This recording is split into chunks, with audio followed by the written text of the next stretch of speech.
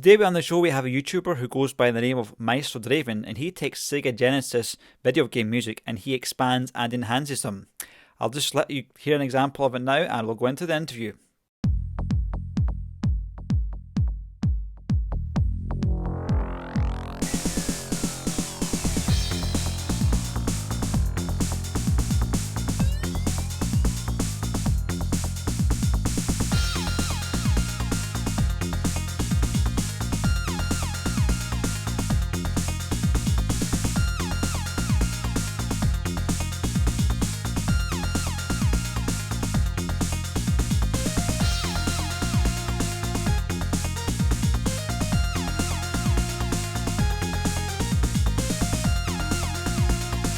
Hey Maestro Draven, good to have you on the show today. How are you doing?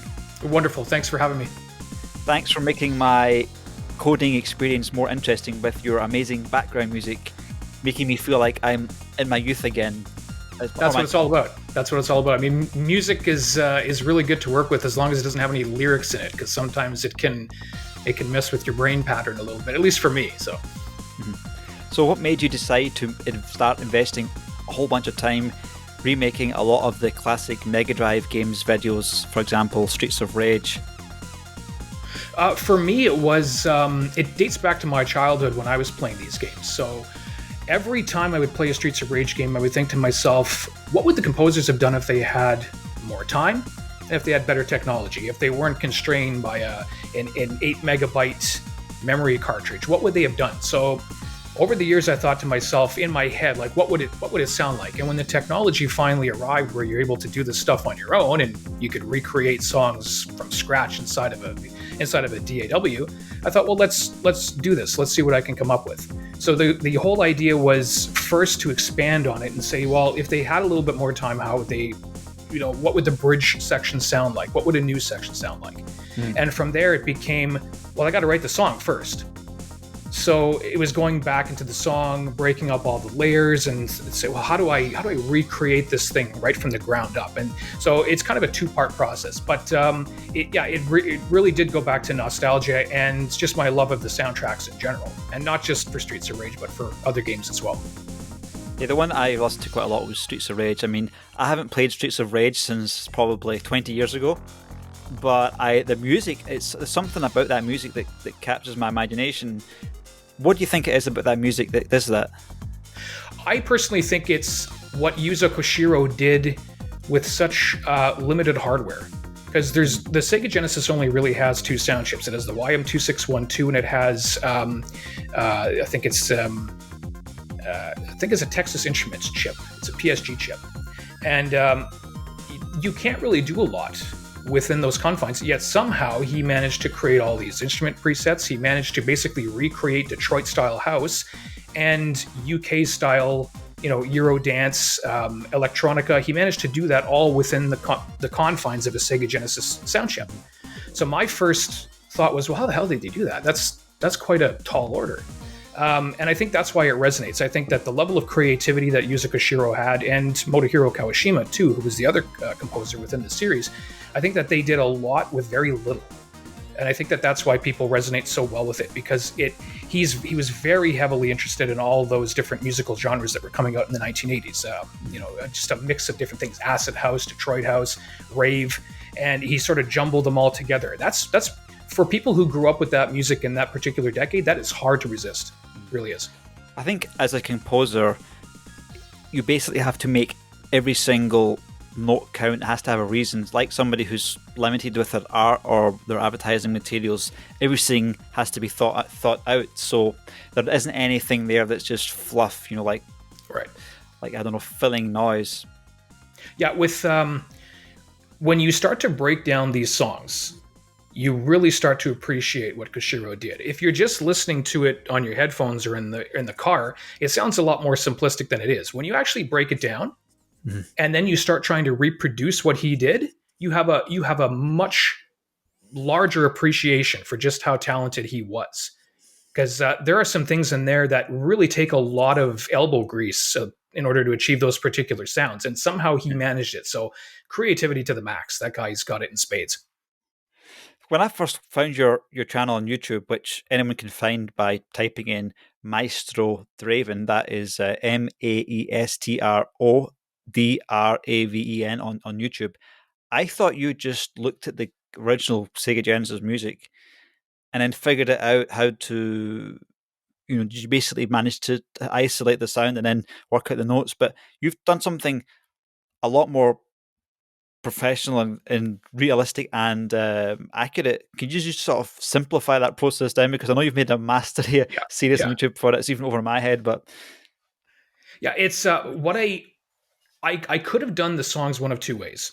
I could have dumped the original files out of the VGM tracks, which are dumped right from the Genesis, and then just did what a lot of remixers do. Take a sound bite that's in audio format, put it here, build something else around it. But I felt I'd be doing myself a disservice if I did that, because I wouldn't be putting in the time to actually reproduce the songs. What I wanted to do was break up all the tracks, listen to every note, listen to every preset, and then build the song from scratch in MIDI from the ground up, every single note.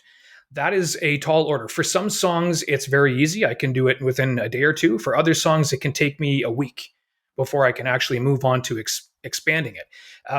But yeah, there's for me it was composing it in MIDI, finding the instrument presets, bending the notes, making sure that they sounded exactly like they did. There's a lot of pitch shifting that goes into it a lot of the time.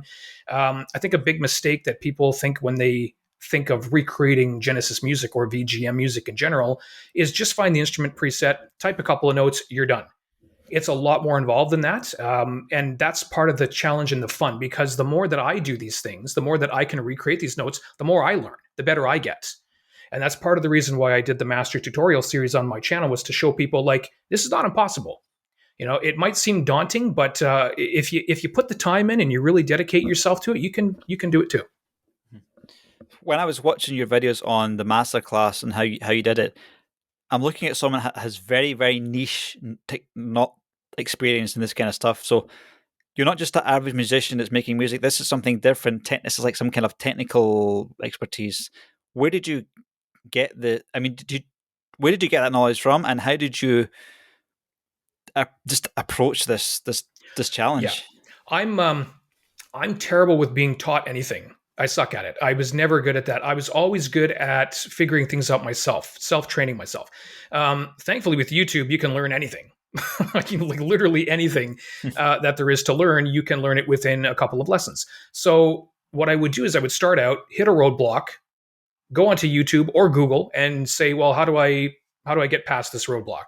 Move a little bit more forward, hit another roadblock. Okay, let's pause, stop, figure out how to do this. Over time, you just develop natural techniques, and so everything that I did has been self-taught. Whether it was music, whether it was learning After Effects, whether it was learning graphic design, all through my life. There are some things that you can go to college for, and there are things that you can go to college for and learn on your own, and so these learning music was one of those things that I thought I could teach myself. And it took a little time, but if you have a basic understanding of it, you can do it. And here's the kicker. It's not the technique side that you really need to focus on. It's what's in here. It's what's in here. If you have it in the heart, the technical side will take care of itself. You will learn how to do it, but you have to have that sensibility in your head. You have to have that music in your head, and you have to want to get it out onto an MP3 or a FLAC file. You have to want to do that. So the source files for these musics, how did you or the person that gave you them extract them from the Mega Drive cartridges? You can find VGM files online quite readily. I believe people use software to just dump them into .vgm format, which is just another. It's kind of like an MP3, only not. It's just a digital file. VGMs are very different though, because depending on what software you play them on, they'll just loop forever. It's not like an MP3 that has a start and a stop. So what you can do with the VGMs, you can export them out kind of like stems. And I go through this in the Master Tutorial series too, where I actually take a VGM song, I run it through a special program called Multi-Dumper. And what Multi-Dumper does is it breaks all the instrument layers apart. There's, I think, 6 YM2612 chip layers, and there's 4 or 5 PSG layers. So it's essentially like getting remix stems that a normal producer would use to remix a song. and then I just dump them into the program, and now I have separated layers, and I can hear now what I'm listening to. It's not just a whole jumble.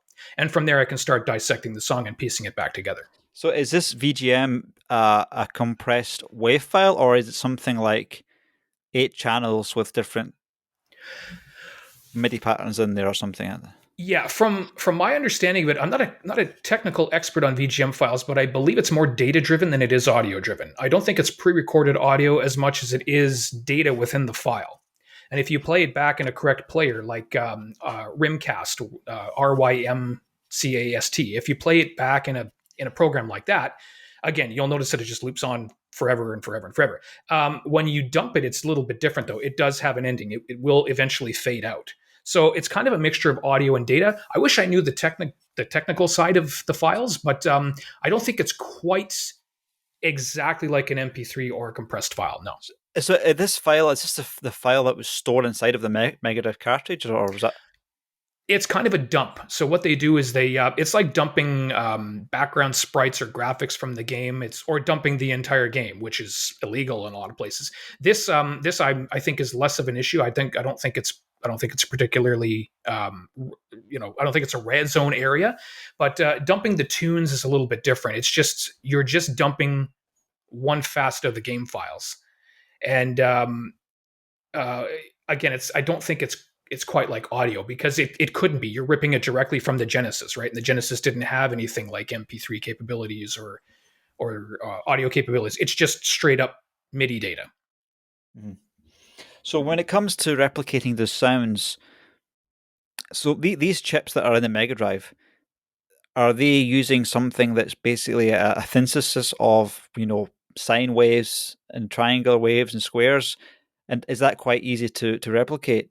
It's pretty much like that. Yeah. If you look at a Sega Genesis virtual instrument, the one that I use is ChipSynth MD. There's quite a few of them out there, though, but ChipSynth's the one that I like. You can really see how they started to make these sounds. There's a lot of oscillators. There's a lot of sine waves. There's a lot of those. A lot of things you typically find in a synth are in there. It's essentially one instrument. So it's just how you tweak those knobs, how you tweak those values, and then you come up with anything from percussion sounds to hi-hats to electric guitar sounds, things that emulate an electric guitar sound. So yeah, it's a lot like a synth, I have to say. Yeah. So I'm just learning about synths, and I'm playing around with Vital and Logic. Vital's I don't even know the correct names for it, because I'm not like a music pro, but it's some kind of wavetable based synth. So is the Mega Drive, is that 2 different sine waves, or what do you call it? 2 different channels, or was just the one signal goes into the? I believe there's multiple. I think there's multiple. I wish I knew the breakdown of the sound chip a little bit more, but I do know that there's multiple oscillators. There's multiple banks that you can use. There's even a sequencer built in. So there's a lot of stuff in there. It's not quite like the one you use, but it's very, very similar in terms of overall approach. Yeah. So say you've got a song from Mega Drive and you've dumped the files and you've had them split out, and you have your Mega Drive virtual instrument. How do you make the sound the same as that channel on the Mega Drive game? Yeah, that's the main question that I get a lot from people is how did you recreate the sounds? The sounds come in virtual instrument presets. So I use another program which is called VGM2PRE, and what it does is it will allow you to dump the instrument presets into separate files called TFI files, the ones that I use.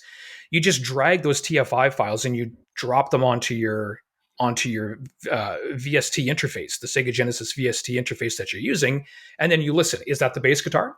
Is that the drum hit? Is that the synth? Is that the low end? Like what instrument am I listening to? And then once you find the right one, you just kind of label it. Okay, this is the bass. Then you know what you're working with. A lot of the time, it's not quite that simple. A lot of the times, what Yuzo Koshiro would do is he'd get tricky on you. He would take multiple variations of one instrument, like a bass or a bass guitar, let's say, and he would have 5 different variants of it, and every single note would have one of those 5 variants in there. So what do you do now? Now you have to make 5 layers with 5 of the same bass guitar, slightly different. So he used to get kind of tricky. That's where things do get tricky with his tunes.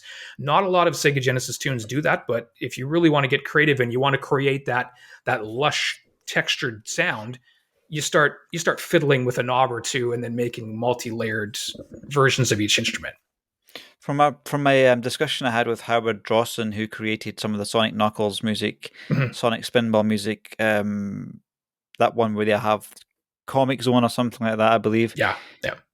It seemed to me that there was only something like 8 channels or something for the music. I'm not sure what it was. In my experience, when I dump music, I usually get 6 YM2612 channels, which is that gives it that Genesis sound. That's the chip that gives it that signature sound.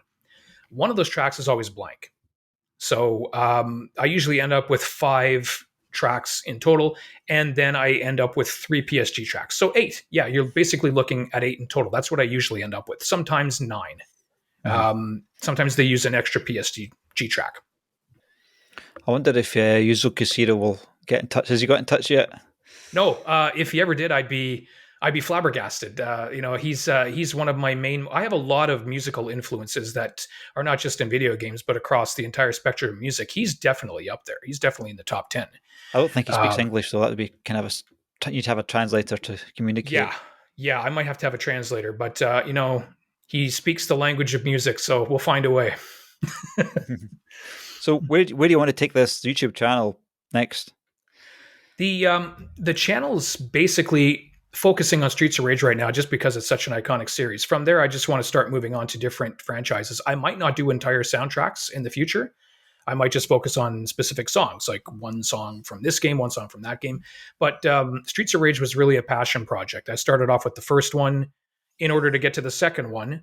Never thought I'd do the third one. And then people kind of convinced me, are you going to do Streets of Rage 3? Are you going to do Streets of Rage 3? Yeah. And I said, all right. It's not my favorite soundtrack. However, when I started doing Streets of Rage 3, it became my favorite soundtrack, which is very, very weird. So once I get those out of the way, I want to start moving on to other things. The channel's also going to grow to incorporate live plays. I might do a Friday night live play of a classic game. I might do a review occasionally, and maybe some more lessons too. We'll see how that goes. It all depends what kind of feedback I'm getting from my audience. Yeah, Saw 3 for Streets of Rage 3 has some. It's good for some really angry workout music, like that first stage. I think it's called Fuse, Fuse. Yeah, it's really heavy. I mean, when I first played the game, it was just this completely different vibe from Streets of Rage 1. It was. Yeah. And it's almost jarring because even what I remember the first time that I played Streets of Rage 3, and I hit the start button and I get to the character select screen. And I hear Spinning Machine for the first time, and I'm just going this. What am I listening to? I have no idea where this is coming from because it was so different from Streets of Rage 2, which is very, very Detroit style house mixed with, Prodigy style big beat.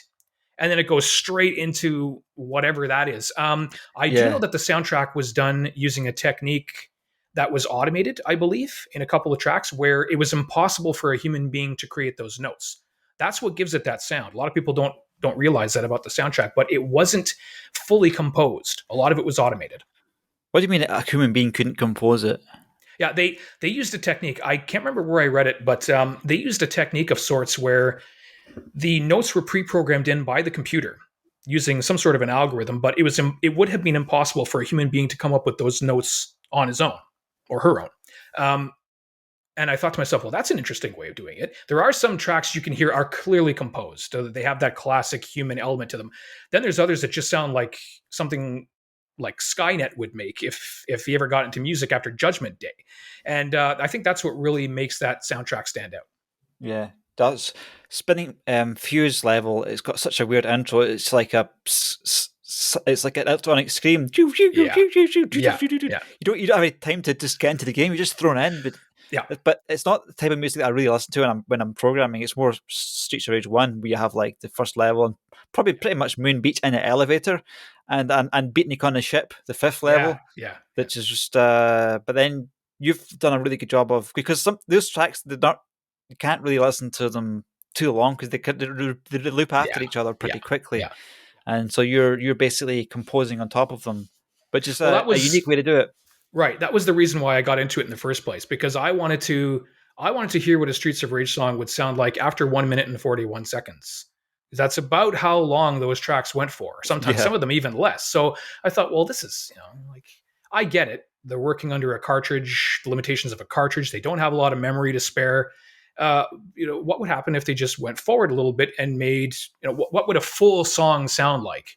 I think the impetus for doing these tracks was listening to Euro-style dance club versions, like 12-inch remixes from the UK, where it was like a 7 or 10 minute version of a song that you only heard in 3-minute and 50-second version before, and there's a lot more to those songs, when you listen to those big 12-inch mixes. And I thought, well, that was kind of the approach that I had towards the Streets of Rage songs. I wanted to make some of them 3 minutes and 30 seconds, some of them 5 minutes.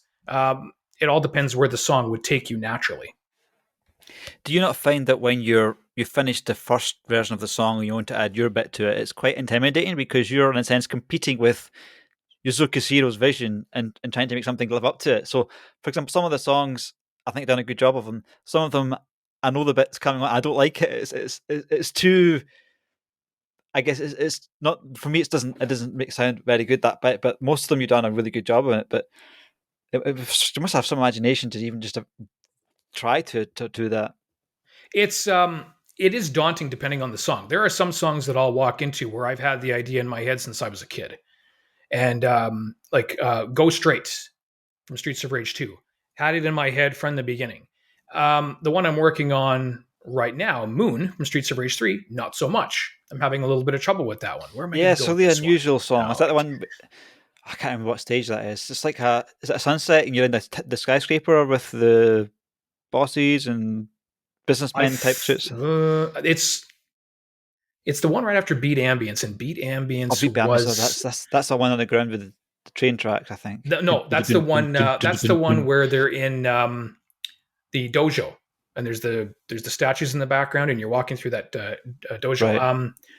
Right. But yeah, that one's really, really hard. I'm having a lot of trouble. Like, the song is done. I have the full original song done. Now I'm kind of like, well, where do I step off here? So, but there are some songs where I thought I'd have a lot of problems with, and I didn't have any problems with it at all. One of the ones I'm most proud of was from Streets of Rage 1. It was Keep the Groovin'. And the way that song went from Koshiro to me feels totally natural if you listen to it, at least in my opinion. This is all subjective stuff. Like, not everyone's going to like my music. Thankfully, most people do. I'm thankful for that. But I'm sure there's a lot of people out there who are like, why would you do that? That sounds horrible. Yeah. What are you going to do? But, as an artist, you have to do what you like. If you start making art for your audience, you're doing your art wrong. It's like, it doesn't matter what type of art it is. You have to do art selfishly. And if your art is good, people will follow it. And if not, they're not going to follow it. But at least you will be happy with what you've done. Mm-hmm. Have you done the one with the Three Samurai? Yes. Shinobi Reverse. Yeah, I did that one. I did that one a couple weeks ago, and it's gone over like crazy. Like, people are just losing their minds over it. I got so many. I think it's one of my fastest viewed tracks of all time.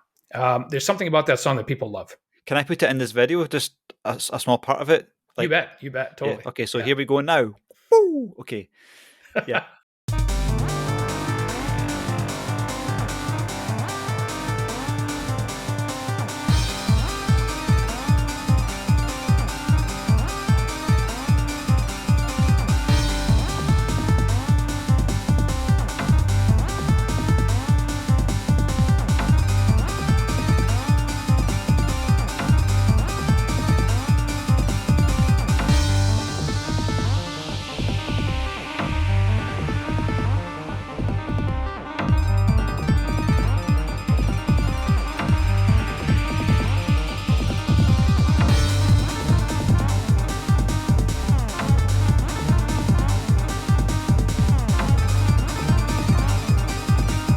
Was that good, friends?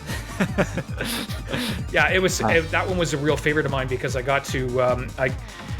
Once in a while with one of these songs, I get to incorporate an instrument that's not from the Genesis. I get to bring in, let's say, Massive, which is a really popular synth and wonderful when you're doing Sega Genesis tunes.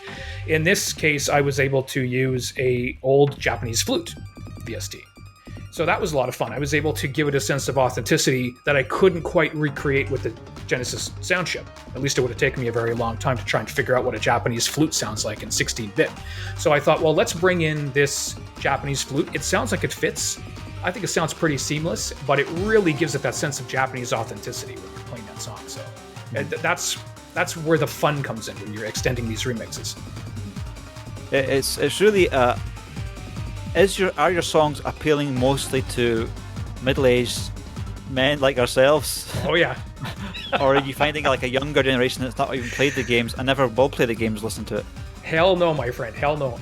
When I look at my analytics page, it is 33 to 49 right across the board, 99%, and I think I have 99.6% male, and the rest is female. So yeah, it's a niche market for this. Because we're not going to go and listen to like games that before our time because we just have no reason to do it. But it's it is nostalgia, isn't it, man? It's not a gaming passion because we don't have time for playing games, really. Right.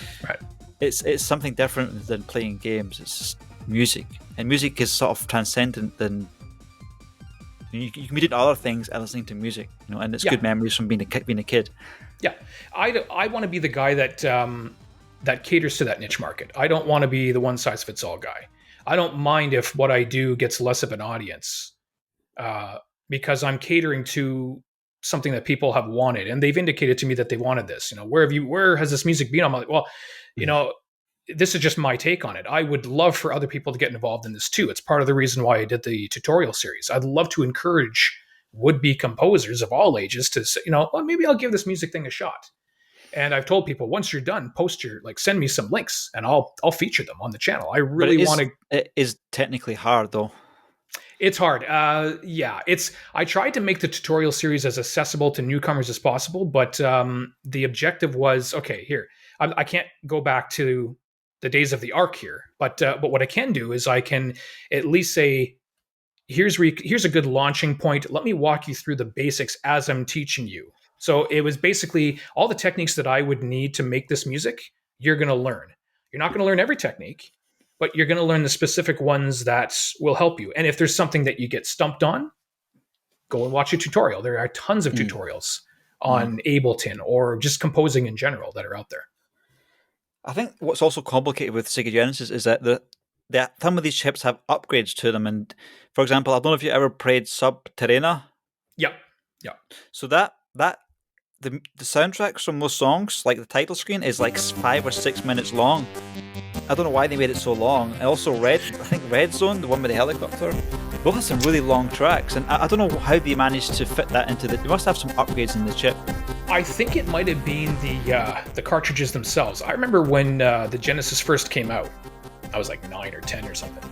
And they were operating under very, very small cartridges. And then all of a sudden Strider came out and they were bragging about how it was the first 8 megabyte Genesis card. And I imagine that over time they expanded the memory inside. I'm not quite sure how far they could go with it. But I imagine that over time, as the games became, as the timeline progresses, we start moving into 1994, you're going to need to start competing with even the PlayStation at that point. Mm-hmm. So you're going to need to kind of up your game a little bit, in those latter years of the 16-bit age. It's almost like, compared to the programmers now, it's like the guys at NASA versus the guys, I don't know, with like a home built kit, like Unreal Engine and everything just runs out the box. I mean, how did they make this Mega Drive to be able to run all the games for about 9 years, including the upgrades to the I mean, the Mega Drive was compatible with cartridges with upgrades in the cartridges. I mean, what did they do to make that work, really? Yeah, that's a really, really good question. I know EA made their own cartridges at one point in direct defiance to Sega, and that kind of got them in some hot water at one point, and then they worked out some sort of a deal. But EA was rogue back in the day, man. I don't know what they did to their cartridges, but they must have done something. Yeah, the one with the big yellow bits at the side. Yeah, like that was an FU to the whole establishment at that point. I don't know if they did anything special to the cartridges aside from the yellow tab, but those yellow tabs were instantly recognizable. But yeah, I think a lot of it has to do with the cartridge itself. I think it's less the hardware in the machine, more the cartridge itself, which obviously nowadays is totally different. Now we have a PS4 Pro after a PS4. We're getting upgrades of existing consoles. Like the most we ever got was maybe the Sega CD or the 32X back in the day. Hmm. Even the Super Nintendo had a CD at one point, and that got scrapped. So that was a fairly novel idea at the time. I think the developers for the Sega Genesis, they had the knowledge of the internals of the system. They had assembly language knowledge, but the developers now, it seems like they get like something like Unreal Engine 4 or 3 and they Mhm. compile the game for the console. I'm not sure. I'm not a game developer on these consoles. But I think also PlayStation 2 was quite difficult to program for. It was quite a lot of niche knowledge. Um, but I mean, I it's think the worst one. I think it was the PS3 that was the hard one. I think the PS2 was easier. The hardest one to program for, to my knowledge, was the Saturn, at least back in that era. And that's one of the reasons why the PlayStation was able to sort of take over, because the developers couldn't figure out the Saturn. They're looking at the internals and they're like, we don't know what we're doing here. So the PlayStation kind of cleaned house when it came to that. But yeah, I think a lot of the reason why the Genesis music stands the test of time is because of that YM2612 chip. I think that's a Yamaha chip across the board. We've heard variants of it in various synths back in the 80s and 90s. So when they decided to stick one in the Genesis, I think that was a smart move, a very smart move, because it's got a sound that's a lot different from anything else. Even the Super Nintendo, which technically had a superior sound chip, did it though? I'm not convinced. I think that the music that you're able to create with the Genesis is far more eclectic and um, there's far more variety that you can do with it as opposed to the Super NES chip. yeah. The my chill playlist on YouTube, which I listen to when I'm software developing, it's a mixture of PlayStation games and Mega Drive games. But I don't often have SNES tracks in there. Maybe Star Fox Fortana now and again, but Yeah, it yeah, gets a bit yeah, repetitive, drumming away with this little drum noise, yeah, you know. yeah. Um, One yeah, of the things about the Super NES is you're usually always hearing the same instruments, no matter what game it is, whether it's an action game or a shooter or an RPG. You're hearing that Super NES sound, which you're also hearing that Sega Genesis sound too in Sega Genesis games, but there's so much more room to create different sounds than there is with the SNES. So I think that that's the differentiating factor between the two. hmm. Do you have any plans to do some of the Sonic soundtracks? Absolutely, yeah, yeah. Yeah, Sonic. I might not do the entire soundtrack, but I will do one or two. I think I'm Sonic's looking forward to that, man. That's going to be yeah, fantastic. it'll be a lot of fun. There's others too that I want to do. Revenge of Shinobi is one that I started way back in the day, and then I purged on my back catalog because I wasn't happy where it was going. But I'm going to be finishing that up too because a lot of fans are huge Revenge of Shinobi fans. Yeah, I think the Um, first level is the one that most people like because that's the only level they could they could play because weren't good enough to get by the boss at the first level. And that game was tough, man. Sheesh. I remember first playing Revenge of Shinobi when I was a kid, and I got to the second level with the waterfall. And it took me weeks to figure out that triple jump at the end with those three logs that come down the Oh waterfall. I thought, dear, man. what kind of voodoo is this? Like, Yeah, do I have to sacrifice a virgin to win this level? but I, I but only I only played that game with cheats on, man, like with the unlimited ammo. I don't know how you play it without the unlimited ammo with it. yeah, there was that code, wasn't there? You hover your input over the shurikens in the options menu, and it turns to an infinity symbol after 10 Yeah, seconds, and you get yeah. and the game was still hard. Yeah, it is. It is a hard game. Even now, I fall victim to the same pitfalls that I did when I was a kid. So, Mhm. but again, it's another Yuzo Koshiro soundtrack. Obviously, it's going to be amazing. He was really in his prime with that first wave of Genesis games. He really was. That, but it does have one of the most infamous bosses. That guy at the end with the hair. I mean, I never The even got anywhere hair. near close to that boss. But you look at the replays of that people fighting that boss, you're like, it's just stupid how difficult the last It boss was. is. Yeah. Yeah, because you have to prevent the wall from crushing your girlfriend, Yeah, while at the same time battling this guy that detaches his hair from his head and throws it around yeah. like a You boomerang. you never figure out how to fight that without watching a replay, and there's a few games that have a sort of post traumatic stress effect on our lives. When we didn't Yeah, have magazines, we didn't have like Google to figure out how to. There's games that we had as kids that we just never completed because we were not clever enough to do it, or we didn't have anyone to help us. It's so true. I remember when I was a kid, and kids today will never understand this, but when we were kids, when you used to play like an old Sierra game like King's Quest or Police Quest or Space Um, Quest, and you couldn't figure out where to go, you get stuck for weeks. What would you do? You'd write mm, into the company. You'd send a letter to the company in the mail. And you'd have to yeah, wait a couple weeks for the letter to come back telling you how to beat this one. Well, now you just go yeah, on the internet and you find it in 2 seconds. It's yeah, the world's changed so much. So I think that's one of the reasons why people like to go back to the old days. And they like the nostalgia. They like a simpler time, a slower time. So when people hear the Streets of Rage soundtracks or any other of those old games, I think it just, you know, whew, yeah. I can But these take, I people are can, not playing those games, though. I mean, I don't think no, they're people are not. playing. No, And they no. really should. Like, I have two nieces. I've tried to get them into platform gaming, and depends what the game is. Like, if it's Mickey Mouse and Castle of Illusion, they're more susceptible. But if it's Contra, no, I don't think they're into Oh, Contra, that. yeah. Contra for the SNES was better than the one on the Mega Drive, probably Very because much, very much. I didn't have the SNES and I always went into my mate's house. I mean, the thing is, as kids, you remember how excited it was when you're like, you basically go to your friend's house and they would ask their mum if you could come in. And if they Yes, come in, it was like, you yes, know, yes.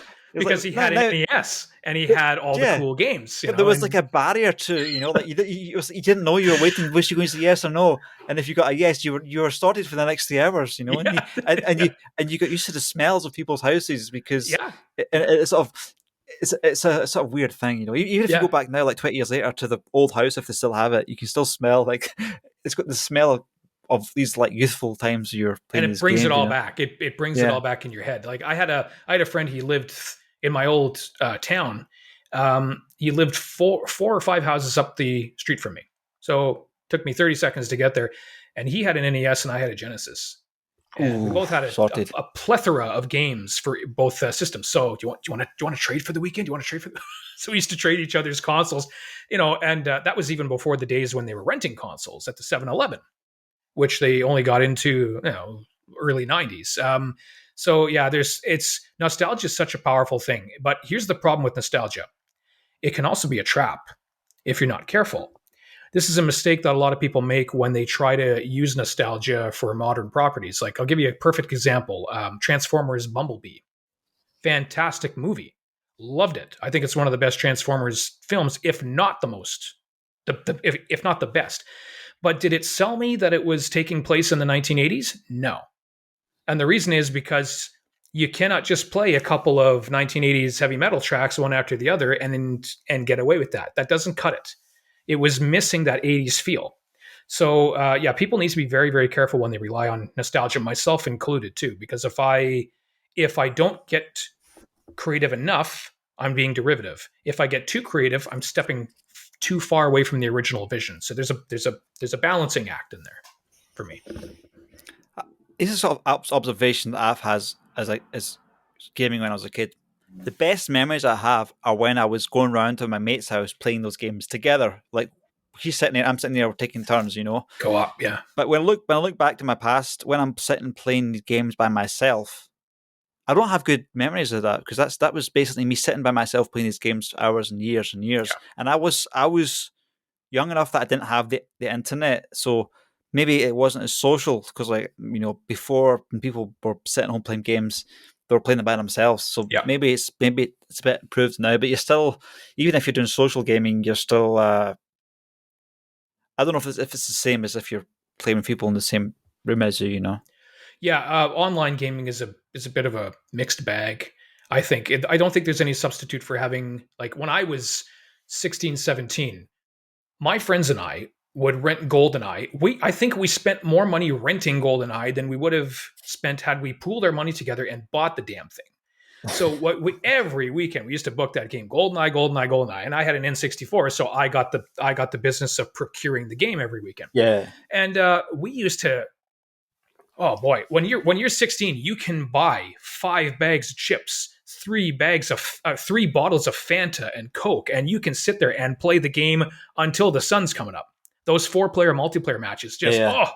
just the stuff of Yeah. dreams. And nowadays that's gone. And now we don't play games like that because now everything's online. You join people in a lobby that you've never seen before. You talk to them on a microphone. They swear at you. They insult you. Eh, it's Yeah. it's not the same. It really isn't. Yeah. I don't know if it's a fair trade, because when I had Halo before anyone else had it, I Oh, basically yeah. bought. I saved up, for I was saving up since a kid, and I bought the Halo. I had it for everyone. I bought the controllers, and in my room we used to have like 7 or 8 guys in this room, actually, the same coloured walls, and we'd be sitting Nice. here for playing Halo on this screen, and of course your pixels are much. I don't know how many pixels a TV has. It's 720 or something like that. It was, At the time, I think it yeah, was. I think we were operating under. Yeah, I think it started out at 720p and then went up to yeah, 1080i, and then it went up to 1080p yeah. after that. So So we played all the Halo games with 720 and 4 by 4 screening. We used to always tell each other, "Don't look at my screen." But people did it anyway. But some people you didn't do it with, which is quite funny, because I remember this guy called, I don't know, Owen, right? And he would be quite emotional, and when we were playing Halo, and he'd be running around on one of the Halo bases on the other side, the first Halo, and I was sitting with a sniper rifle, and he just like go for some headshot, and he'd physically go next to me, sort of do that, like, oh, it was the most funny thing, and he'd start yeah, swearing and all that stuff. And so my mom and dad would come in, and I was like, "See, oh, don't swear," yeah. We used to have the swearing matches too in our matches too. Yeah, it's part of the fun. The 4-player split screen mode was a weird thing. It was kind of because you could see everything. Yeah, I but still nowadays, enjoyed it much more than any of the things I've played online yeah, with a yeah, full HD 4K. It's nothing beats about sitting with the person next to you, yeah, and yeah. it just. And I think a lot of people have missed that out, and they'll never go back to that because they're being spoiled with this antisocial sitting down and Yeah. yeah. I'm a short-term pessimist and a long-term optimist. I always have been. And when I look at what's going on right now, I like the generation, they're stuck to their phones, they're in their Xbox lobbies, and they never go out, they never talk to anyone. I think that this is a growing pain. I don't think it's going to be the permanent. I really don't. I think that like a lot of things, it's going to change. The new generation is going to say, "Well, I don't want to be cooped up in my house all day. I'd like to go out and hang out with someone or bring someone over and play a game over here." I think that the technology will evolve for that too. I think games are going to get more interactive. They're going to get more away from your TV, away from your PC screen, more into the active, in the moment, right there in your living room style play. And I think that that's going to be good for people. I mean, we've already seen the first version of it with Wii U Sports. Like that's kind of that will forever be looked at as the distant relative, the distant predecessor of whatever is going to come next. And I hope it's not that Mm. Facebook meta, because that is not going to be good for anyone. It I don't really really isn't. understand what it's all about. Why are you worried about that? Well, I'm worried about it because what's going to happen is you're going to have an entire generation that's stuck in a virtual world where they are trying to be someone that they're not. And they're not, they think that they're going to have that social interaction, and they're not. I think it's going to be just as toxic as a typical forum, a typical YouTube forum. Whoever thinks that this is going to bring humanity closer together, I think that they're wrong. There is no substitute for looking someone in the face, like you and I are doing right now. I mean, we're doing it across a vast distance, but there's no substitute for looking someone in the face, looking in their eyes, having a conversation with them dead square. And whatever Facebook's trying to do with this meta thing, I have my doubts. But this just, if you look outside, like there's hardly any kids playing in the parks nowadays. Like Right. where I'm staying now, like the parks were full of people, and you just don't hardly see kids playing out that much. I Right. mean, okay, you'll have less physical accidents with people running at each other. There'll be less golf balls flying around, hitting people's windows, which is all part of growing up in council Yeah. estate. Yeah. But you just, I don't think a lot of kids nowadays look physically healthy. They look No. very pale. Yeah. You go out for a game of football with them, and I'm just looking back from when I was like 22 or something, and we still, still did that with friends. But some of these guys that were gamers, they'd come outside and they'd look completely white. Yeah. And Yeah.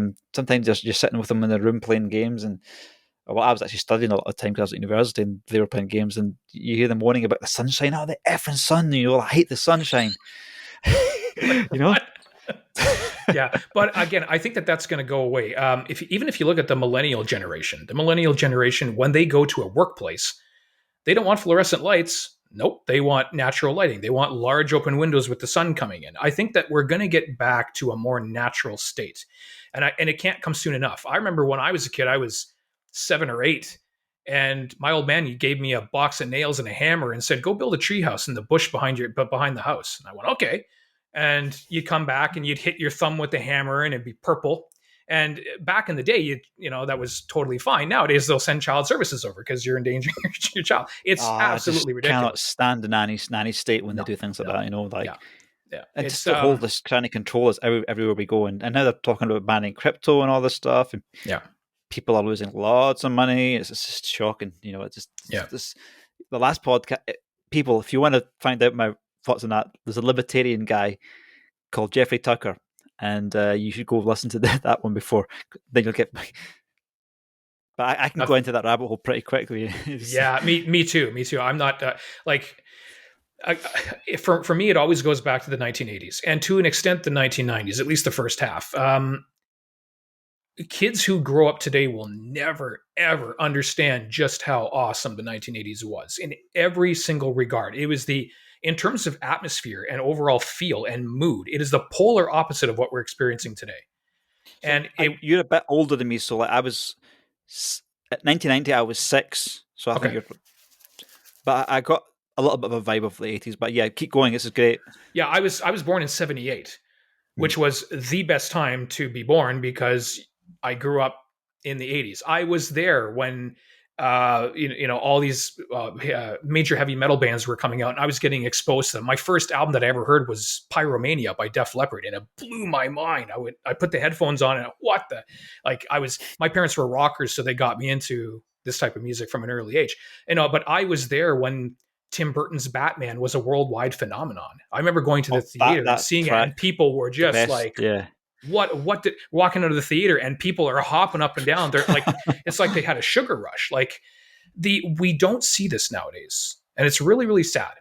It's really, really sad that people don't get excited over things anymore. Like even like a Marvel movie comes out. Oh, I can't wait to see the new Marvel movie. And there's an excitement there. Even that, the level of excitement is not what it was when I was a kid, or even in the 90s. Things started to, I think the mood started to go down a little bit in the 90s. We started to become less dreamy. We weren't dreaming as much. We were becoming more practical at the expense of our hopes and our dreams. And I think that sort of just built up. But do you think that's a result of those movies like Batman that did that? In what way? In terms of the mood? Well, like you'd be talking about people had a sugar rush with the Batman, but you think that Batman contributed to these problems going forward? Well, no, I think what started the problem was when we started making movies that were not that were trying to be too realistic and too practical. And it's the same thing with video games too. I mean, there's some amazing video games that have come out over the years, but do they recapture that same vibe that you got when you first got your first Sega Genesis or your first NES and you plugged in Super Mario Brothers? My wife came from Poland. She was under communist occupation in Poland, and she left in the early 90s. And when she got to America, she played Super Mario Brothers for the first time, and she was flabbergasted because there was nothing like that in Poland at the time. Something that you take for granted when you're living over here. But there's games that come out that are really, really good, and they're a lot of fun, and you really enjoy them. But are they phenomenons in your life? Not so much nowadays. And if you're an adult, it's different, because when you're a kid, it doesn't matter what it is. Anything will blow your mind. Doesn't matter what it is. You go out for, like Lemmy said, Lemmy Kilmister from Motorhead, he said, a day at the beach will blow a 12-year-old's mind. It's true. So when you're our age, it's a little bit different. You don't quite get as excited at things, but even kids today, I don't see any excitement in their eyes when I look in their eyes. When they hear music, I hear, okay, that's a cool track or whatever. Yeah, maybe I'll listen to that. Maybe I'll put it on my playlist.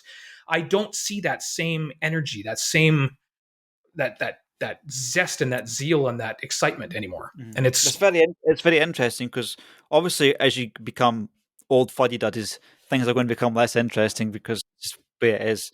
But we've had two control groups here. So we have the kids in the 80s and the kids in the 2010s, and we are basically theorizing that they were happier in the 80s. And let's do a thought experiment and try and figure out what that is. Yeah, I think it was the mood. There's way too much negativity in everything these days. I think that we've had our fill of anti-heroes in pop culture. I think that it's always good to have an anti-hero from time to time, because it just goes to show, listen, the world isn't perfect, and Superman, not everyone is going to be Superman. But I think that we, somewhere along the line, we had an overload of anti-heroes. We had an overload of nihilism. I remember going to see Lord of the Rings for the first time, Fellowship of the Ring, and I think in 2001, was it? And I drove in a blizzard for 2 hours to the neighboring city where it was playing at the Odeon. And I went in there and I walked out, and it was one of those things again where I walked out and I couldn't believe what I just saw. It was in a daze. I was driving home in the blizzard trying to make sure that I didn't drive into a snowbank, just because I was so blown away by what I had just seen. Um, have we experienced anything like that since? We've come close a few times, but how many phenomenons, how many phenomenons that uplift you, that make you feel wonderful, that really speak to your heart? How many of those are we seeing nowadays? I'm not seeing a lot. Yeah, actually, one of my favorite ones that kind of did that for me was Tom Cruise's Edge of Tomorrow. That Oh just yeah, really, yeah. really captured my imagination. Also, Oblivion did that a little bit to me. Um, um, I don't know what it is about Tom Cruise as an actor that I really just the way he is fantastic. He's a Obviously, great actor. yeah, he's a great actor, but we have a slight difference of opinion when it comes to religion. But um, Yeah, yeah, yeah. He's a bit kooky in real life, but I think he means well. I think he's a guy that means well. And when I go and see a Mission Impossible movie, I'm just like, wow, this is fantastic. yeah, I like watching Tom Cruise. I think he's a fun guy. But Mission never Impossible joined his religion. movies don't really do it for me that much. I think they're a Oh bit no, cliquey. Nah, yeah, I don't. The Oblivion was that I've watched that a few times. yeah, yeah. Um, Well, even James Bond. I mean, look what they did with James Bond. I mean, James Bond used to be fun. I didn't really get into Bond until Brosnan and Goldeneye, and that was an era where sort of the young generation was getting back into Bond, and the adults were like, well, okay, it's whatever, it's just another Bond movie. But then it got into the Daniel Craig era, and they're okay. But I mean, the push for realism, that dark tone, him not cracking jokes, him not cracking one-liners, it kind of did something to the franchise. I mean, even Connery had his occasional one-liner, and there was a feeling of adventure to those movies, whereas the Craig era was kind of just like, okay, it's just another spy movie. I'm not really feeling it. yeah, I don't really pay too much attention to Daniel Craig's Bond movies too much. Pierce Brosnan, yeah, Edge, was it one? Never, Tomorrow Never Dies. That was a good Tomorrow one. Never Dies. Yeah, yeah, GoldenEye, yeah. yeah. Um, And listen, they got nuts and they got silly, and Brosnan dropped out, and that's why we got Craig. But I can give a free pass to a bad property that makes you feel good. I can do that any day of the week. a bad property.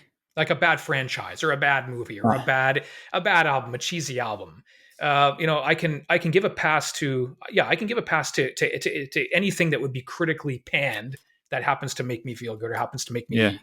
me feel better.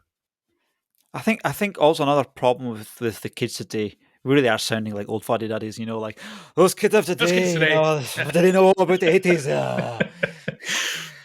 Give me some Dones pills, Yeah, please.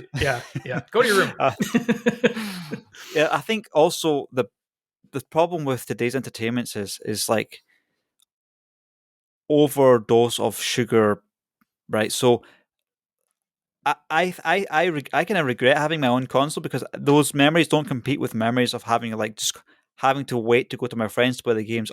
They always were better, and I wish I never had a games console, to be honest. The amount of time I wasted on it. But in terms of just like the instant access to movies now we have, you have all the different streaming services.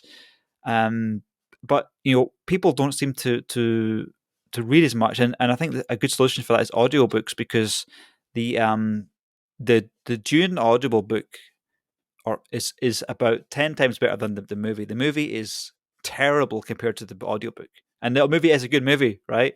But compared to the audiobook, you're taking your mind on a low quality adventure because Yeah, people just think, oh, it's words on a page and it's audio coming through the. How does that compare with the movie? Well, completely different.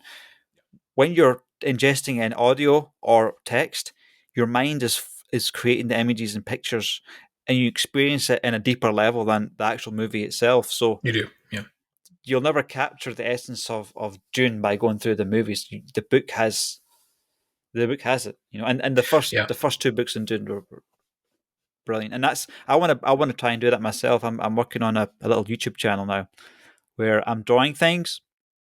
I'm going to start narrating what I'm drawing and making it into a little sci-fi, and I have some ideas to make it more like give the audience a choice. What should we do next in the the Yeah, audio? So yeah, yeah, yeah. I'll just put a link to this channel here, and you can check it out. It's Check called it out. Check it Noob out for sure. Artist. Yeah, Yeah, and I mean, this you're going back to something again. I'm going to go back to the 80s here, but when I was a kid in school, we used to have these books called Choose Your Own Adventure. I don't know if you've ever heard of them. There's a series called Choose Your Own Adventure, and you would read the books. yeah, You would read the book, those and are then you get scary, to man. yeah, and you'd get to a certain page, and you'd have a fork in the road. If you decide to go this way, turn to page 109. If you decide to go the other way, turn to page 220. And you said, wow, so you turn to, well, I want to go left on this path, so you go to page 109 and something would happen. Then you'd want to reread the book again to see what happens when you took a right instead of a left, So, Yeah, and then we started to see that take the form of video games. I think that was the first one that, the first games that really did that were, I think, the Sierra games, the King's Quest games and the Space Quest games. And then from nowadays, it's that sort of RPG, quote unquote RPG style approach is now, you can choose your own adventure in Skyrim within 5 seconds. You boot up Skyrim and you can do whatever you want, go wherever you want, do the quest in yeah. whatever order you want. So, but yeah, I don't think there's any Open substitute. world games just don't do it for me at all, man. Oh no, they're actually No, my favorites. I just think it's just so boring, just going around leveling up and getting higher levels Yeah, until you're maxed and doing the same missions again and again and again. Like I they just have don't to get it. progress. Yeah, I just don't get it at all. yeah, yeah. But I see where it all came from, and it did come from those books. Yeah. So what you're suggesting is it brought back the memory of those old days when I was staying after 3:30 because I was a bit of a nerd when I was a kid. Not nowadays, folks. I'm totally different now. But I used to stay till 4 o'clock and just read these books, and then it kind of got my mind excited. Yeah, I played a Sonic the Hedgehog one, and the thing is, you could die in those books, and you have to go through the whole book again. And I was very strict with this one book. I think I died 3 times and I had to go to the beginning of the book again. And I remember with the dice sitting there at this bit where in Sonic the Hedgehog, where there was a book that, like this, and you're on some spaceship, and like I know, like if you roll the wrong part, and I'm sitting there sweating about to roll it. I was so truthful to this book, and then roll this dice, and then you either feel terrible or you're like, yes, this book. But I never thought I'll just give myself a mulligan, as you say in Scotland. Yeah. Well, I mean, it's like they always say, you can have the best looking video game, but the best looking world is the one that you create in your own mind. It's your own imagination. And right now, we are in a bit of a lull when it comes to creativity. It's all been done before. People are sort of just rehashing the same thing, sticking to a prepackaged formula, and just for the money to roll in. There is an opportunity for creative minds to really strike it rich, whether it's in games or whether it's writing a book. I mean, now is the time for all those would-be writers out there. Now is the time to write a sci-fi novel that you've been thinking of. Now is the time to get that fantasy novel series that you've had in your head, get it on paper, get it published, because someone's about to pick it up. Yeah, there is a demand for that.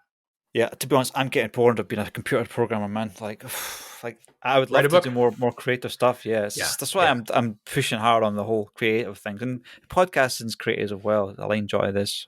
Yeah, it's a great way to meet people. It's a great way to get to. Again, if you want to find all these new authors and writers and political voices, and all, I mean, you have to give them a platform to be heard. And I think we're going to move into that more and more. I think that people have they're kind of exhausted with the status quo. And I don't know where to go next. We've covered so many topics. I know we kind of went off the deep end. Yeah, I'll go anywhere. I don't mind. I wonder what. On you go. Yeah, no, I was going to say, for me, it all goes back to the music. One of the reasons why I do the music is because it was a better time, at least in my mind, and it's certainly better than anything I'm experiencing right now. And hopefully, we're going to get back to those days again. So, yeah, I mean, I don't know what your worldview is, but I believe that nostalgia is not something that's designed to depress you. I'm going to do a podcast on what I think the purpose of nostalgia is. It has a reason and a Yeah. purpose. So, Yeah. Well, nostalgia is history, and history is something that you learn from. And if you refuse to learn from history, don't be surprised when things go bad. For me, nostalgia, when I think of anything nostalgic, I'm thinking back not to bad things, I'm thinking to good things. I'm thinking, how can we make today more like it was when everyone was happy during the time period that I grew up? And I don't need to go back. I don't need to be 12 to appreciate that. I can do that at 43. I can do it. Because I know that it was a better time. I know that it wasn't just my mind. If I go onto YouTube right now and I watch a plethora of 80s commercials, like those 30-minute compilation videos, instantly remember why the 80s was so good, or it could be different for someone else. I watch 90s commercials on YouTube, and that's why I love growing up in the 90s. Everyone has their own memory, but I think there are some decades, like if you look at the 60s was in a lot of ways a very stupid time, but it was also a very good time too, because we did have the one love thing, peace, and all this, and the idea was great. The execution of it was completely ridiculous, but can anyone deny that the 60s was a nice time? I mean, it had its problems. I think just the like standard else. of living was better then. Yeah. I mean, yeah. I don't understand. That's one thing I don't understand. Like we have. Like in the 50s, you could basically have one guy working at home, one guy working, and his wife can look after the kids. Now, two people can barely make ends meet. So I don't understand why you have 50 years, 60 years of technology, and yet people's lives are harder.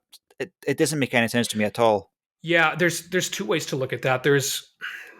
You can look at it one way, which is people that were living in the 50s were not living as good as even the poor people are living today. There's that, and that's true too, because the poor today are living better than people in the 30s, the 40s, the 50s. But at what cost? Like Elizabeth Warren, she's a very controversial politician in the United States, and she wrote a book years ago called The Two-Income Trap, which was all about two parents going to work. What does that do to the kids? What does that do to the family unit? What does that do to society in general? Well, now she's completely flipped, and she doesn't pay attention to her own book at all, which is kind of a shame. But she made some really good points there. When I was growing up, my mom was a nurse. My dad worked in the mines. I think he was a truck driver at the time, and but it was still very different. They would get off work. I'd be at my grandma's place. My grandma would watch me during the day when I came home from school. They'd pick me up at 4 or 5, and it was a different thing. Nowadays, it's almost like parents really don't get any time with their kids till around 8 or 9 o'clock, because there's always something on the go. There's always something holding them back. There's always something that's dividing their time. And like anything, I don't think it's left or right. I think it's in the middle. I think there's a solution in the middle point. Yeah, I mean, it seems like things are happening so fast nowadays that it's almost a new social experiment for humans. How do they approach this thing? I was talking to Jeffrey the other night there, and he's saying we haven't seen a situation where we have a democracy like the West unravel like we potentially could see with the divisions of society. Austria, we all know what's happened in Austria. Scary. I don't think it's going to get to the point people think it's going to get to. And I think that here's the danger. We've been filled with so much nihilism for so long that we almost expect the worst case scenario. We're less prone to expect people waking up and saying, no, had enough of this. In Australia, I think that sort of what's the word I'm looking for? That sort of complacency has led to what they're experiencing right now. Now, is it too late? No, I don't think it's too late. I think that they can turn that around. I think that it's going to come down to the votes. It's going to come down to, who's going to give you your freedom, who's not going to give you. And we can have the argument about the individual topics, but I do think something good is going to come of this. I do think we are going to get back to a 1980s-esque era. I really do feel that way. But in order to get there, people need to not automatically go to the worst case scenario and say, yes, this is going to happen for sure, because not unless you let it. If we as a collective society say, listen, we want a better time, we want a happier time, we don't like all this negativity, we don't like all the fighting, I think we can get back to something that's that's nicer. And again, I'll go back to my music again. What I do is very, very simple. I don't have a huge audience, but it's my way of making people smile, at least for 5 minutes. And if I can do that, I've done my job. Mm. Yeah. Yeah, but I'm looking forward to hearing Emerald Hill Zone extended because it's too small, it's too short, and it needs to be longer. And well, hey, I mean, you brought me on your podcast. You get a request, and I will honor that request, sir. You got it. I'm down. Metropolis City could be good. That could be a good one. That's quite a good one. But Sonic and Knuckles is the best music, I think, of all of them. Flying Battery Zone, really good. That's going to be hard to do, man. To live up to Flying Battery Zone. I would love to clone myself just to do all these songs. Like some of them would take me 2 weeks, some of them would take me a week. But if I could accelerate the process anymore and do more songs, I would, because there are so many songs I want to do. Thunder Force 3 is a major one that I want to do after Revenge of Shinobi. But I do think that the channel, as I move forward, is going to become a little bit more of a mixture of different games as opposed to just focusing on one soundtrack at a time. And then, are you going to try and do anything that's done on a CD like the PlayStation? Is that worth your time, or is it just too much like real music? I thought about it. Yeah, I try to stick to the chiptune era because there's room for creativity there. I think that when we started to get into the 32-bit and 64-bit eras, they've kind of already made their full songs. I mean, there's not a lot of room to expand on what's already there. Like, what am I going to do? Am I going to make a 5-minute song 7 minutes, 8 minutes? I'm not sure it would go over as well. There are some soundtracks where I might actually retrograde them. This is a concept I've been thinking of, is to take a modern game or a game that came out PlayStation 2, PlayStation 3, and make it into chiptune. Like the Halo theme and put it into Mega Drive format. Yes. This, I think you could hit a really strong niche here, and you could have game developers coming to you for like, Maestro Draven made this song as one of the credits, kind of deal. I'm all for it. I mean, I'll work with anyone anytime. I'm the easiest guy on earth to work with. So if any company wants to contract me out, or even an independent, like an indie developer, if they want to get me on board, hey, I'm all for it. Absolutely. Also interesting what we've seen with games is a lot of them are trying to recreate that sort of retro feel, aren't they? With some of these Steam games, like. I mean, I've never actually played half of them. I don't have time, but I watched like a replay at like 3 times speed just to see how they do the boss fight or something like that. But yeah, there's one you would really like. It's called Black Future 88. You basically have an explosive charge in your head, I believe, and you have a limited amount of time to get as far through the game as you can before the explosive goes off in your head. But it's got nothing but 1980s synthwave and retrowave, and it's done this really tech noir style. Kind of like Far Cry 3 Blood Dragon, that same type of feel. It's a fun game. It's just, there's no end to it, I don't think. I don't think you can actually beat the game. I just think you can beat your old time. But that's a good one. What do you think it is with this synthwave? Because I was at work out today with my mates, and all we do is have synthwave on the TV, like, what is it about that music now that's making it so popular with these old fuddy-duddies? I wish I knew, but one thing about synthwave that I've noticed is that new generations are popping onto it as well. Like you're getting 20-year-olds, 18-year-olds that are making synthwave now. There's something there. Again, it's an 80s thing, right? But that Blade Runner style music, that dark wave, this is all wonderful music. Right now, synthwave is my favorite genre, and I grew up as a heavy metal guy before I moved into hard electronica. Synthwave is, how do I put it? Marty Friedman from Megadeth once put it really well. He said that when he left Megadeth, he got tired of playing everything gunmetal gray. He wanted to paint with like pinks and purples and blues and greens and all. Like, that's kind of what synthwave is in my head anyways. You're painting with more colors. I'm always going to love metal. I'm always going to love electronica. But there is something magical about synthwave, isn't there? It's a really good genre. I'm really liking it. But in general, for myself, like, I watch quite a lot of Games Quitters stuff. Have you had a Games Quitters? It's a YouTube channel for addicts. A certain percent of people that, like myself, can be really susceptible to gaming addiction.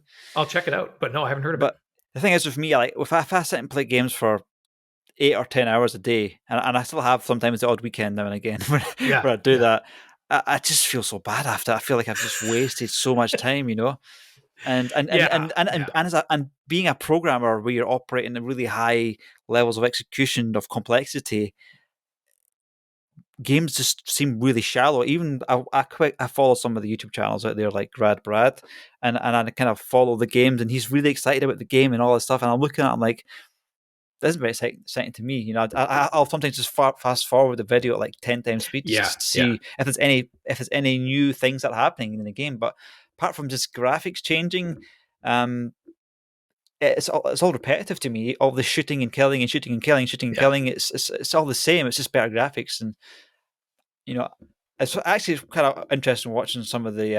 I watched the Halo Infinite one, but they're grappling around. But even Oh that, yeah, you yeah. get up to the top of the level, it still looks. It's still the same thing. Mhm. It's just running around shooting the same old grunts. Yeah, I've always been a picky gamer, more so as I get older.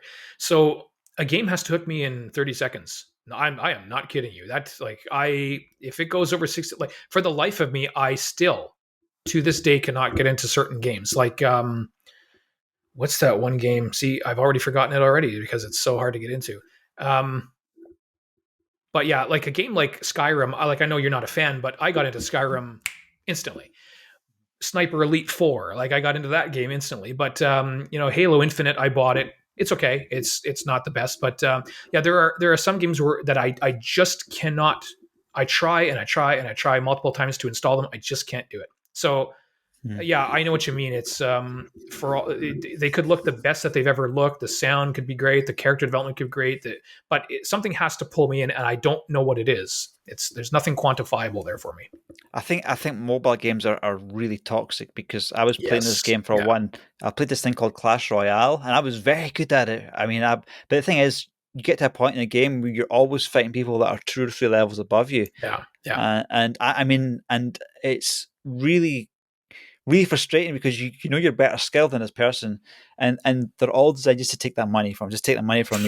This and I just hate it. I asked Clash Royale to ban me permanently from that game. Please ban me. Please give me a. Yeah, I yeah. know. I had to Well, beg them. Yeah. who was it that had a problem with that? Hearthstone really fell victim to that. Hearthstone. I was into it for a while, but then I noticed that I would never, no matter what cards I got, I would always play against people that were 10 levels above me, and I get my Mhm. ass kicked. Um, eh, mobile games they have to be they have to be casual and they have to not be a trap in and of themselves. Like there's a lot of them are pay to play or pay to win games. I got my wife hooked on Gardenscapes, which is the only it's really the only mobile game that I play right now, just because it's a simple puzzle game and I don't have to they don't shove ads down my throat every 5 seconds and make me buy stuff. I can keep playing until the end. But yeah, mobile games yeah, that is a toxic area. And it went toxic fast. I'm really Yeah. surprised.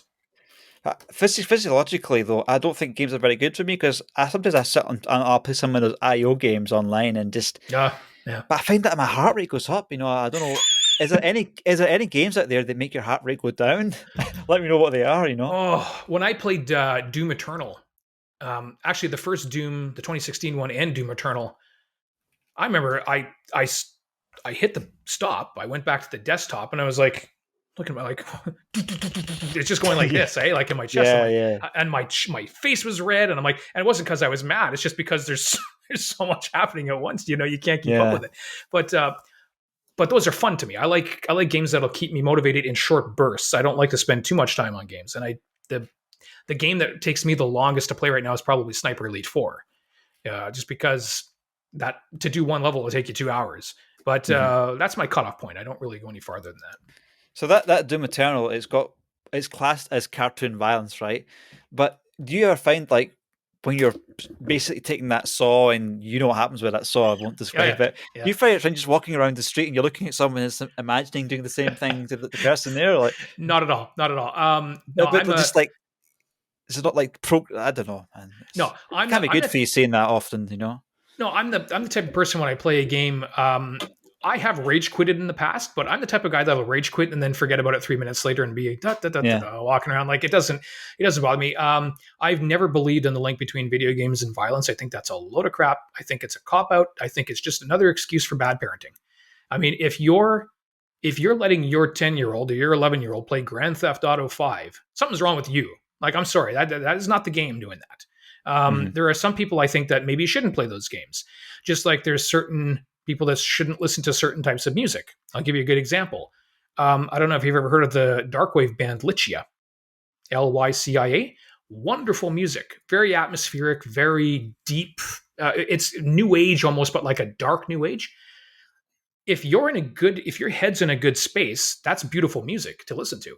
If you're depressed or you're feeling potentially like doing something not so good, not so healthy for yourself, don't listen to that music. So the kind of content that you absorb should be content that speaks to your character. I don't have a problem with violent video games. I never have, because I view them as satirical outlets. And I don't dwell on violence very much. I'm not a violent person. I'm the kind of person who will never back down from a fight, but I'm never the person who will start one. So to me, the violent video game doesn't do anything for me. But I do know that there are people that should not be. They should probably pursue something a little bit more healthy. So the trouble with me in games is that when I do something, I'm very compulsive about it. That's why I'm focused on this podcast. When I'm programming, I'm focusing on that. But I tell you what, if I play games, I can sit and play it for 2 days straight if I ever get into it. For me, it's like my kryptonite. So I'm very careful, and that's why I'm so careful about just. I'd be worried if I'm looking after kids and stuff that playing games, because I know how much it would affect me, and because I'll sit and play games for 4, 5, 6 hours, and then only get up when I need to get up, and to get some water or go to the bathroom, and my eyes are sore and stuff. So, I mean, it just can't be good for you to No. I mean, a person like you who can play games and yet still work and be successful, that's for me is an enigma, because I would either play games or be unemployed, or not play games and be employed. So it's a certain percentage of people that are really not able to play games. Yeah, if you're playing games to that extent, that's a young person's game. When I was 13 to 16, and I didn't have a job, or I had like a part-time job, 8 hours a week, and my mother and my father were paying for everything, and I go to school and come home and do a little bit of homework, and I could spend the rest of my time playing games. When you don't have any responsibilities in life, you can play Final Fantasy VI until the sun comes up twice. Like, I remember there were some times when there were some. I was never that bad, man. Oh. Dude, like I used to play. Comes up twice, man. I used to play Secret of Mana, and I would start on a Friday night. Oh, it's a good game. And I wouldn't get done until Sunday night, and just like straight what got the pop, got the Pepsi, just keep it. And could I do that nowadays? Not on your life. No way. It looks like you go to the bathroom, you feel like you're pregnant. There's so much water in you. But when you're young and you have that much energy, that much balance, and no responsibilities, that's a fun combination. You can sit there and waste your days all you want. But even there, I tried to temper it with at least going outside and doing other things. There were only specific games where I really spent that amount of time on, and certainly none to that extent today. Not even close.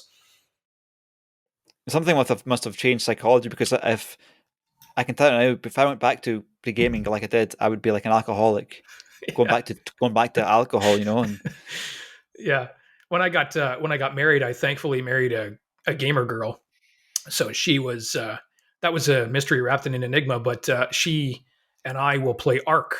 We'd be known to play Ark until the wee hours of the morning, but only on a Friday night, only on a Saturday night when we don't have anywhere to be the next day. I don't even know what Ark is. Ark Survival Evolved. It's the one with the survival game where you can tame dinosaurs and you can build stuff. It's such a simple premise, but you get going on that and it's just addictive. It's all hell. And but even there, we try to be careful, right? Like, she's got her appointments in the morning and stuff like that. She's not gonna spend too much time gaming, but it's fun once in a while to have a bit of a gaming binge. But I just can't imagine you as a gamer, because I know how entrepreneurial you are. Yeah, how can you just turn it off and go back to the entrepreneurial stuff? I just can't turn it off. I have to go teetotal almost, Yeah, or satisfy it with like your music to sort of keep it. Yeah. For me, games are a break. Something I do during a break. I don't game and then take a break. I take a break and game. So that's the difference for me. I'm always doing something else in the background, whether it's my work. I'm a writer by trade. Mm-hmm. So whether I'm doing that or whether I'm doing something else or spending time with my wife, gaming is always the break time for me. And gaming is definitely not something that refreshes me. I come away from my game feeling stressed. pretty much any Yeah. game it is. So I can't really relate to that, you know. What's the last game you played? I play these IO games like Yeah. I think it was called Gats.io. It's basically running around with circles shooting each other as 2D, and it's very very high skill level. Um, People say it's good for your reaction time, stuff like that. Well, I no played wonder one on you're a so hopped up. You're playing you're playing these yeah, it's reflex really games. you have to really really concentrate on what you're doing. And What's it's that? an What's that one where they play on YouTube? The level moves really fast, and there's spikes, and the little box. And they have to make the box jump over things, and it keeps. uh, And these people are trying to do these runs, and they're screaming and throwing their controllers oh, I and their can't stand headphones at those. the. The one I have on mobile right now, it was called Bullet Echo. But it's one of those games like Clash Royale where you get to a certain point where you're always fighting people a lot stronger than you, and Yeah, they yeah, want money. yeah. And I played what other game did I have on there? I had Rivals, Command and Conquer Rivals. Another money grabbing thing because you're playing that game, and if you read the comments on on Command and Conquer Rivals, the comments are just like continually ridiculing Command and Conquer for making this cash generating machine. Because every time you play the game, you're playing someone 3 or 4 levels higher than you. And it's Mhm. impossible to beat them, you know, even if you've Yeah, got the best tactics. yeah. So Yeah, those. That's why I prefer cooperative games. I occasionally play a multiplayer game like Halo Infinite. Multiplayer is really good. I'm having fun with that, but I prefer cooperative games. So I'd be more inclined to play something like Left 4 Dead, where I can team up with 4 other players, or Streets of Rage 4, where I can, get a guy in Brazil that wants to have a game. That I yeah, have more fun with co-op games. I think that for me, co-op games are just more positive. yeah, But once in a while, it's good to have a little bit of competition too. It's good to bust out Call of Duty yeah, multiplayer once in a while. But I get much more satisfaction out of teaming up with people and making something of it. yeah, yeah. I was curious about Streets Rage 4, so basically I watched a lot of videos on basically the walkthrough, and then I watched the videos with the the never ending rounds, and then I watched it so many times that I have no desire to play it in a sense because I know what happens. So I guess that's Yeah, one way. If you're tempted to get a game you don't want a game, you can just watch their run through and realize it's no big deal. So I'm they actually trying. did. Yeah, They actually did a really good job with it. I have to say. I expected it to be a train wreck, and I don't know. Dotemu did a really good job with that. I'm really impressed with it. I mean, I know it's kind of divisive. Not many people like the music. Other so yeah, you either love or you hate it. I think that's what yeah. I Streets of think Rage the is. music's really good in Oh, yeah in that one. sorry. This is my new hobby. I'm trying to get into art just to keep my and this is kind of fun. I'm enjoying this. It's a bit more effort than playing games, but it's creative. You know, like your music's creative. I think Yeah, that's why I'm satisfying my creative urges. You know, yeah, I yeah. might And just everyone should do that. I mean, I think that everyone is artistic to some point. I mean, you might not be able to draw well, you might not be able to compose, but do something. Do something to get your creative juices out there. I think everyone has a creative side. I don't think. I don't think. I don't think that there's a large population of people that are always thinking with one hemisphere of the brain. I think that there's people should pursue an artistic outlet of some sort because Mhm. it's really healthy. It really is. Mm. Cool. Well, mate, I think that's good for our first interview. But Sure. Yeah. anything you want to leave us with before we can people get in touch with you, or just thoughts? It's not really. I mean, just by all means, come by my channel, youtube.com/slash Maestro Draven. And if you like my stuff, please leave a like and please do as they say on every YouTube video. Smash that like button and smash the subscribe button and all that stuff. That's really all you can do. And just enjoy. Just have fun with what I'm giving you because I like And doing it. and and Maestro Draven has a minimum age requirement of 34 years Yeah, old. yeah, you So got to be 33 to 49 and male. No, don't listen to any of that. yeah. Please, everyone. Like 12-year-olds, come to the channel, watch my stuff. You'll enjoy it. So, yeah. Okay. Cool. Well, I appreciate your time, mate, and we'll keep in touch. I had a lot of fun. Thanks for inviting me on. Cheers, and thanks everyone for Cheers. watching. See you guys soon on the Nikos show. Bye bye.